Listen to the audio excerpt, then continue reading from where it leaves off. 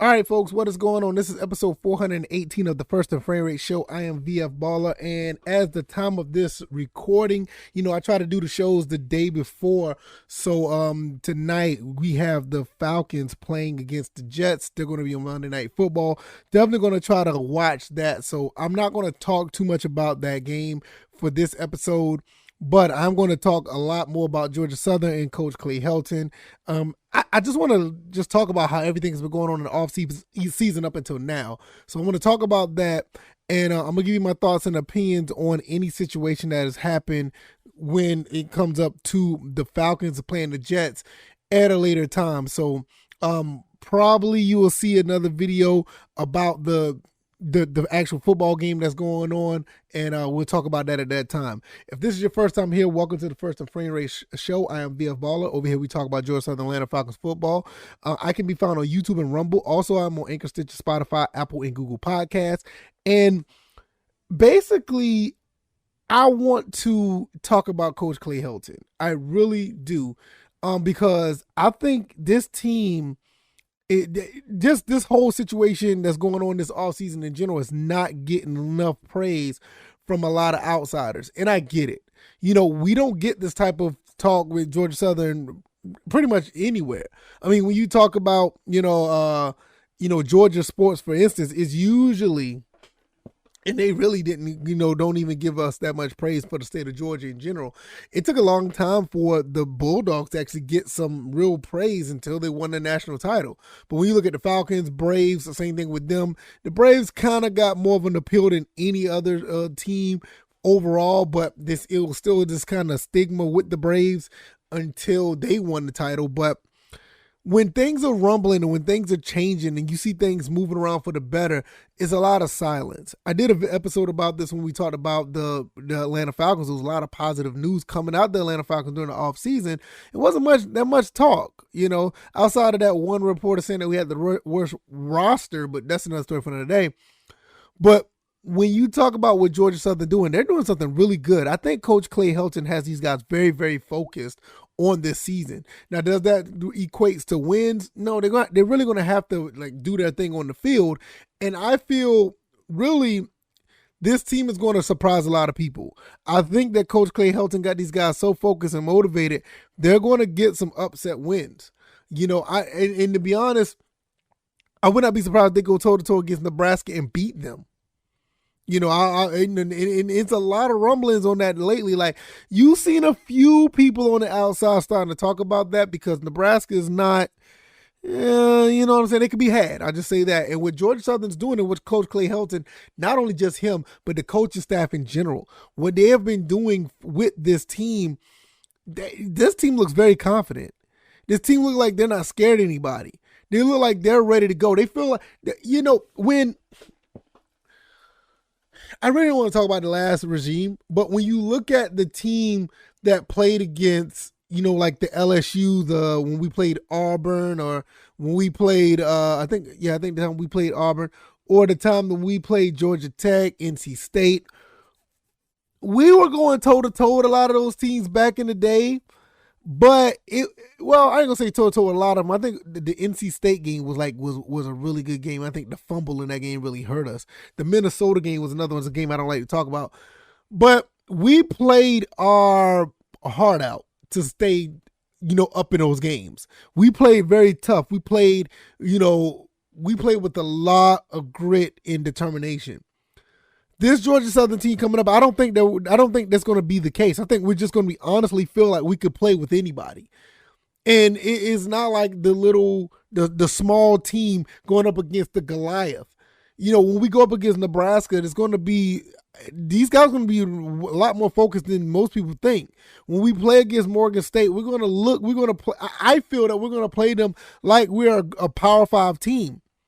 And I feel it's going to be a bad day for Morgan State. That's just my personal opinion. The UAB game, for some reason, that game scares me more than the Nebraska game. But I feel like we could do something with that game. All the other games we're pretty much looking at, Ball State is going to be really interesting. I would like to go to that game.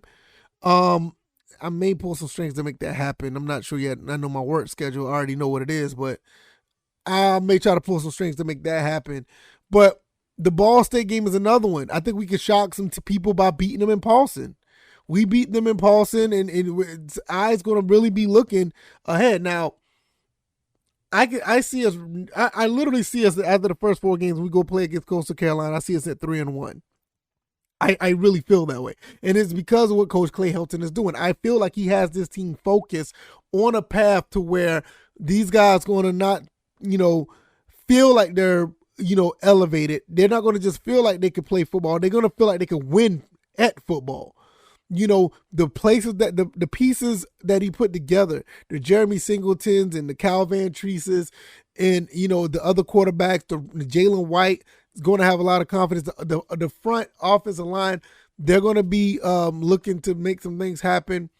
The receivers, I just talked about Jeremy Singleton, but the rest of these guys, there's going to be a problem for a lot of these guys to try to cover these receivers for Georgia Southern. And I think that's where the confidence is going to be built at. It's not going to be necessarily a run-first team. I would like for it to be a run-first team because I want to see what our running game could do because we got some good running backs. But I think with the arm of Van Treese, it's going to be a little bit more of a flip side, especially if we can get it up and running. I think I think the hot hand is just going to be feeding the team. If we're going to be able to move the ball through the air, I believe that's how it's going to be. If I feel like we're going to get with the running game, I think that's how it's going to be as well.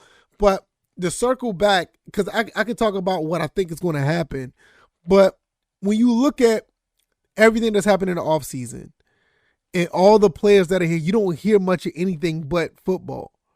Coach Helton got these guys focused. They got these guys believing in something. They got these guys ready to go and do some things to make it happen on the football field. And that's one thing that, like I said, nobody's really been talking about. Not many people have been talking about what this team looks like now. Everybody's talking about the wow, and I'm guilty of it. Everybody's been talking about the wow factor and what's been going on with the team and how much different it looks. And, look at what Kyle Van Treese is doing with the football. Everybody is doing their part, is making things happen. I get it. I'm not knocking it. But when you look at the big picture of this team is very focused. You don't hear anything that's going on outside of football. There's no off the field rumblings. You also have to understand, and it's not a knock on the last regime, but there's been some rumblings on a lot of players the last 3-4 years of the last regime. This whole incident that happened in the 3-9 season is nothing like necessarily it's nothing necessarily new. Now we all can sit here and say the Shao Wirt situation was a bunch of BS. I mean that right there was some foolery. But during that same time, we had another player that was arrested on some really crazy stuff in Florida. Nobody really wants to talk about that, and I'm not here to talk about that. But there was a situation the same time that Shao Wirt situation was going on that was wild. That was crazy. Then I'm not even going to talk about the other incidents that was going on within the program that led to a player dismissed from the team, which I really found that was so unfortunate because he was so talented. He was so talented. He could have. You talk about a kid. I really don't want to say this because I know Coach Clay Helton would have had a field day with Wesley Kennedy. Coach Clay Helton could have done some major things with the talent of a Wesley Kennedy. And it's so unfortunate that he's not on the team. I really wish he was here. I really, really wish he was here. And it's so unfortunate. But when you look at all the things that's been going on with this team, 3, 4, 5, I ain't say 5 years, but 3, 4 years ago, up until now, like all that stuff has just stopped. You don't hear nothing. Fingers crossed. Fingers crossed, you don't hear nothing. And as much as I love the coach from the last regime, I really do. Just got to call a spade at the same time. It got to the point where he lost control of the team. But now when you look at what we have now, Coach Clay Helton got this team focused. You don't hear nothing. I don't know if there's anything that's going on that we don't know about, but you don't hear anything. These guys going down to Savannah, having the scrimmage, having a kids clinic, the women's clinic. I don't even know if the players were involved in that, but the women's clinic was a phenomenal thing. I mean, that's like one thing that they always do as far as the as far as the yearly thing that they do. But you also have to understand that when you bring in a football coach, a guy that's going to come in and make some things happen, shake some things up, actually do things to make you be focused and change the direction, not only of the path of your team, but changes the path of players, of what they may feel about certain things in life, or how they may feel about things of them growing and becoming from a young man to a man. Coaches are a really big part of a kid's development, even when they're in Pee Wee football, little league, or whatever you want to call it. But I see the change in this team, and it's a phenomenal thing, man. It's really cool to see that these kids, these young men, are focused on football, and it's not like it's not like it was like necessarily, I don't say needed. To an extent, you could say that because Jared Benko thought otherwise. But when you look at what these guys are doing, it changed a lot of people. You can see how some of these guys are just like laser focused. Not saying that they weren't before, but you just see how laser focused that they are. They want to play football. They want to be successful at football. And this is the type of thing that I can honestly say this is the type of thing that Coach Clay Helton brought to the table that nobody really talked about. I really want to know like the really big deal why 5th, 6th, and 7-year players wanted to come back to play. They could have been doing anything else, but they wanted to come back and play when this coach touched down. And I find that very fascinating. It's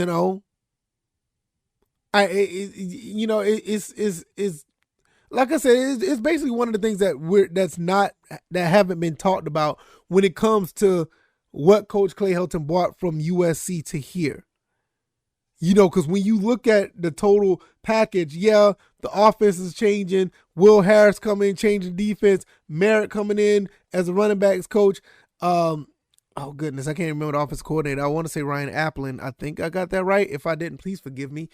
Applin, I think he's a quarterback coach. You got the offensive coordinator coming in. They're changing the culture of this team. What we know of Georgia Southern from the 80s, the 90s, and the 2000s, the 2010s, what we've known about them is pretty much is in the past now. We are opening up a very new regime and a very new chapter in Georgia Southern football. And not only is because of the philosophy on the field that is there, but we're also seeing that players that are here are actually have a different mindset.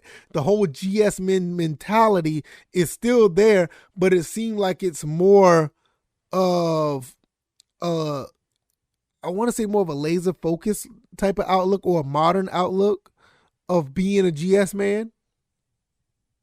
I see that. It gets me so excited when September 3rd comes, which is like less than 2 weeks away. I want to see that translate on the field. I cannot wait to see how it plays out.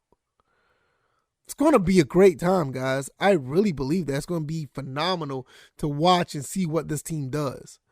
But if you haven't been paying attention, it's a good time to pay attention now, because somebody like me and others, the guys in the Discord, the guys that are on Twitter, the guys that are out there on the other forums or out there in the other groups, they see what's going on here. And some of them are still sitting here wanting to, they still want to be a little skeptical and negative, and that's fine. But there's no denying what they see here. This is something really, it's a beautiful thing when you really look at it. I just can't wait to see how this all unfolds. I mean, the first 3 or 4 games is really going to tell us. It's going to be really compelling. And it's really great because the first 4 games aren't conference games, so it's going to be somewhat of a test. Then you go through the gauntlet. I can't wait to see how this plays out. If you like this commentary, hit the like button, share this podcast, subscribe to the channel if you haven't already. What you guys think? I think that Coach Clay Helton definitely has this team focused. I really like what I see, and I can't wait to see what's going to be happening on the field. What do you guys think? Do you think that it's all for nothing, or you think it's going in the right direction? I'm loving what I see overall, and I can't wait to see how it manifests on the field, because off the field, you don't hear any rumblings. You don't hear anything going on. You just hear these guys ready to ball. They're ready to play. They're ready to hit somebody. And it's great to see what type of discipline is going here. Hopefully nothing's going on after this recording. Something crazy happens in the news. It'd be wild, Let me know what you guys think. I am on Anchor, Stitcher, Spotify, Apple, and Google Podcasts. I'm also on YouTube and Rumble. You can check me out over there. I also have a Patreon if you want to catch the extra episode every week of the First and Frame Rate Show. I do an extra episode on the weekend, so you guys can check that out. I started that back up, and I want to thank you guys for the support. I can't thank you guys enough. Share this commentary. Send it to somebody. Send this to some people in the Sun Belt. Let them know what we're doing over here. Just let them know. All right, y'all. I'm going to get up out of here. You guys have a fantastic Tuesday. I will see you guys on Wednesday. Hopefully we'll be talking about this Falcons-Jets game, which is I'm going to be watching that very soon. All right, y'all. Y'all take it easy. Y'all be blessed. Peace.